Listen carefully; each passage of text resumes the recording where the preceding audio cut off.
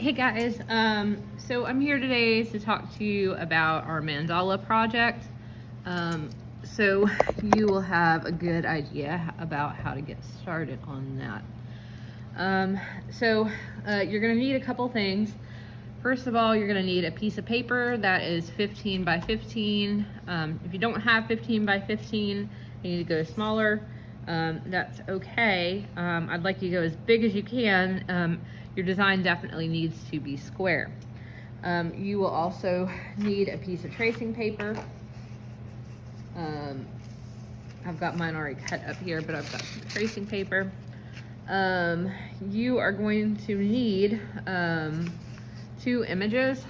You can get these from magazines, or you can get them from the computer and print them. One should be like a natural image that is complex and about the size of your hand. So this picture, and I've traced over it, sorry guys, in Sharpie already, is bats. It's going to be part of my design. So they're my complex organic shape, so it's a natural shape. I did trace over it in Sharpie because I couldn't see it from the front when I was making my tracing paper copy, so I used the Sharpie to transfer through on the back so I could see it in higher contrast, and I used that to make my tracing paper. So I chose, for my organic shape, I chose bats. You could choose any animal, insect, bird. You could choose a more complicated plant. It needs to be something organic, all right? The other thing you will need is a picture of something man-made. So it can be, like, these are keys, right? Keys, gears, circuit boards, anything that is made by human hands that has, I was looking for characteristics of line here too, more straight and angular versus the more flowing organic lines of the bat, all right? So you'll need that as well. And you'll need a pencil and then something to make marks with. Make a straight mark with a long ruler. Here is what I've got, just a yardstick is fine. If you don't have one of these at home, you can get them for free at Ace. With any purchase, you can go and get a free yardstick. So you can actually get 2, they'll give you 2. So I want to show you what these are going to look like when they're done so you can get a good idea. Here is one. So you can see it is a square paper, and each quadrant, so each quarter of this drawing repeats. Each, I guess, eighth of the drawing is a mirror image, and then each quadrant mirrors the other images. So you are going to be making an image like this that has radial symmetry. Mandalas are circular designs that have radial symmetry, so symmetry that goes in a circular manner. This one, the organic object or the organic form was sloths, and the man-made were clocks. I like this one a lot.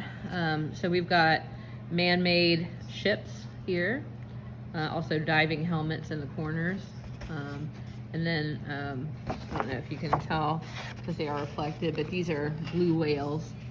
So it's there's your organic component and your man-made component.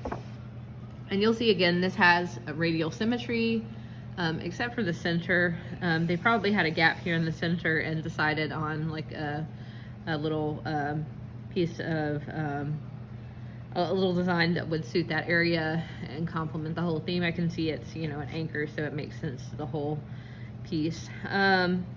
It looks to me like, it's not symmetrical, so they added that at the end just to fill that space, I think, and to because the center definitely becomes a kind of focal point. And so, it would be sad to not have something there. You can see here that they have also made rings on this mandala, and each ring has a different art medium making up that ring. So that's how that ring was colored. We've got watercolor here. I can see we've got colored pencils. I think on the out ring here we've got some acrylic, and I think they did just watercolor color pencils again here in the center. So we'll have you guys alternate. You guys will be alternating between some of your materials here based on what you guys have. I know everybody in our kits here has watercolor and colored pencils, so we'll definitely be using that and making some other rings artist choice. Okay, so how do you start? What you're going to want to do is take your paper and go from opposite diagonal corners, make a diagonal line from opposite corners on both sides. So I'll show you that. I'm gonna scoot down a little bit more so you can see me. Okay, you're gonna be doing this in pencil. I'm gonna do it in something that's a little bolder so that you guys can see it. Just line your measuring device up to the corners of your paper.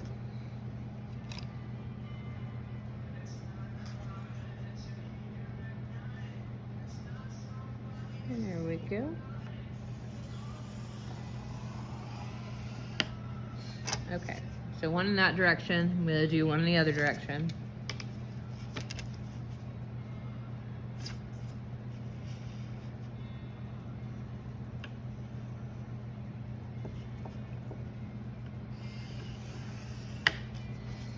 Okay, so I've got basically a big X on my page. Again, when you guys are doing this, do it in pencil and do it lightly. Don't bear down hard. I'm bearing down hard so you can see it on the camera, but you're gonna want to erase this after you've put your drawing in. This is kind of planning lines to help you place things, so don't make your life harder than it needs to be, and don't make this very dark.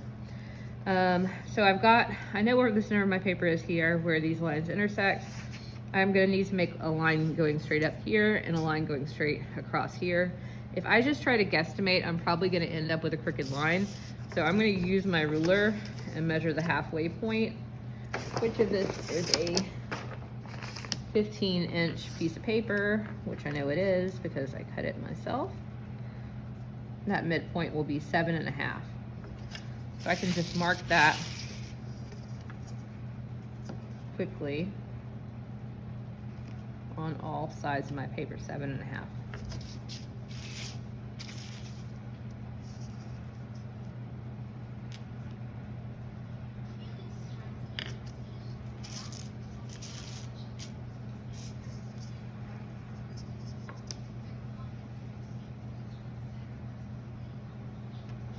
Okay. So that gives me some points so that I can make sure that my line is in the right place. I know it will be in the middle. It should go right through the midpoint here on the paper too. So I can use my straight edge now and line that up with the measurements I made and make sure it crosses right through the middle. Good. All right. So I am certain now that I've gotten a straight line, or as certain as I can be. I'm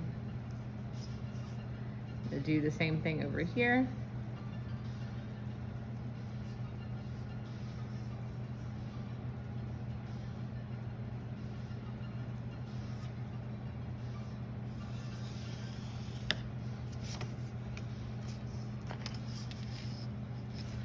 All right, so this is what your paper then should look like.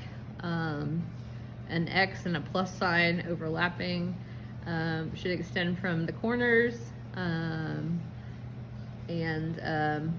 make an X and then a plus sign splitting the paper in half in both of the other directions. All right. So the next step I would do is I would take a piece of tracing paper and you're just gonna lay it down on this and trace the shape of one of your triangles. So if we're considering these triangles that go all the way around your piece, just trace one of them You can cut it out. Your tracing paper, if you have the same size as I'm giving, you should be able to get 2 out of this. You don't need 2, you only need 1. But be efficient about it just in case you mess up and you need the other one. So that'll be the first step. Start there, going ahead to prepare your paper and getting your tracing paper ready.